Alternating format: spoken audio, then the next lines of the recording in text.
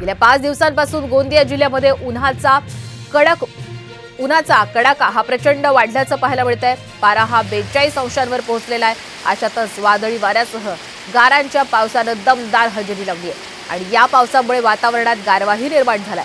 मात्र वादळी वारा आल्यामुळे कापणीला आलेल्या धान पिकाचं मात्र मोठ्या प्रमाणात नुकसान झालेलं आहे।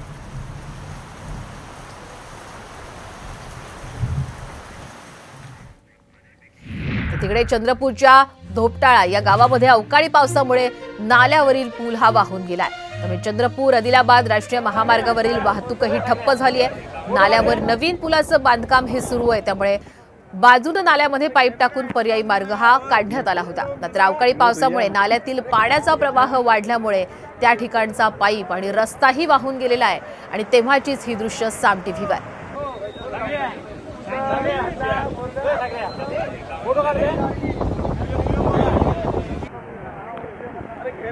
जाऊन घेणं का